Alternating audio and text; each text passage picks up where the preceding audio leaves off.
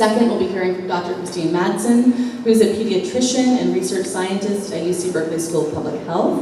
With funding from NIH and the Robert Wood Johnson Foundation and the American Heart Association, her research focuses on interventions related to childhood obesity and health disparities in youth. So her research is so key to understanding these big issues.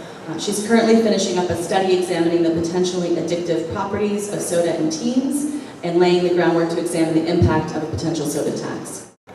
So I think one of the problems with marketing to youth is that it twists the response that they make, right? It's really about, because I think the argument that the industry makes is it's about personal choice. And I actually think personal choice is one of the things about this country that's amazing. We should all have personal choice.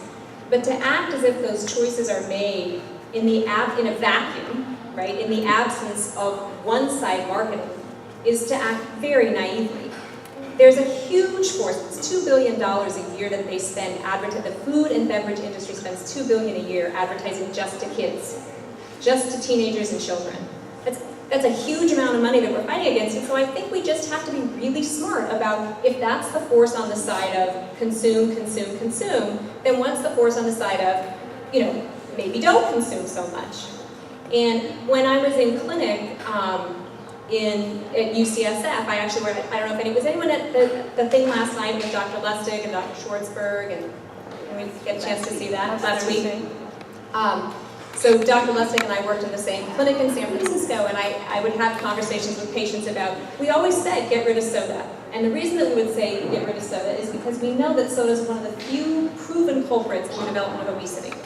We know from randomized trials, if you can get someone to stop drinking soda, their weight will decrease if they have a weight problem to begin with.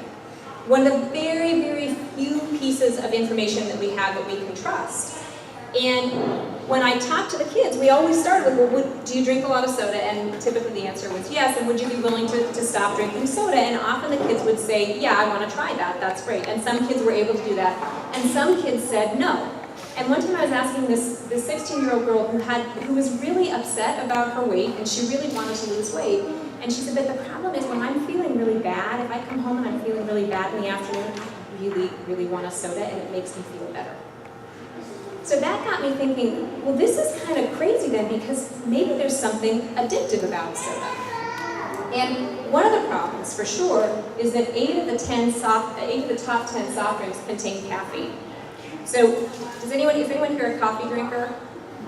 Has anyone ever stopped drinking coffee for some reason? Did everyone feel great when they did that? Right.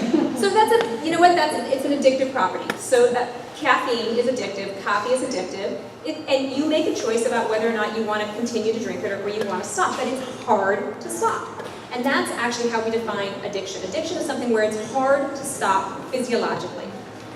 So there's some emerging evidence on top of sodas containing caffeine and therefore being addictive because they've got caffeine in them. Even for those that don't contain caffeine, there's some emerging evidence that sugar in and of itself is addictive. So how do they get this evidence? They give rats and mice, they give them sugar, right? Usually they're just fed kibble or they eat greens and healthy stuff. Their diets are typically healthier than ours. But if you give them sugar and then you take the sugar away, they'll do some pretty awful things to get the sugar back. They'll walk across electric plates that give them a shock as they walk across them. They'll swim through water. They don't like swimming. I don't know if you've ever had mice in your house that don't like swimming, I can tell you that. But they'll swim through water to get to the sweet stuff again. So maybe, this is true in adults as well, maybe that sugar is addictive and it's hard to say no. So we wanted to find out whether or not in teens there really were some addictive properties to soda. And we just finished up a study where we studied symptoms of withdrawal. So what happens when you go off it? When you withdraw from soda among regular soda drinkers aged 13 to 18. So when I say a regular soda drinker, I mean a kid who drank about 3 cans a day, at least 3 cans a day on average. Maybe not cans, could have been bottles, but the equivalent of 3 cans a day. So what happens for these kids when they go off of soda for 3 days, just 3 days? So what we had was a period where we talked to the kids and we studied them for 3 days during typical consumption when they were drinking their 3 cans or more a day. And then we asked them the same questions, ran the same studies, ran the same tests when they were off of soda. for 3 days. And we said, you know what, just drink water and milk for those 3 days, nothing else. What we wanted to know is what happens, what are the potentially addictive properties in 4 different areas. So physically, like the headache that we would expect with caffeine withdrawal. Cognitively, how does your brain function? And in particular, are you willing to delay gratification? How much control do you have? How much concentration do you have when you're off soda compared to being on soda?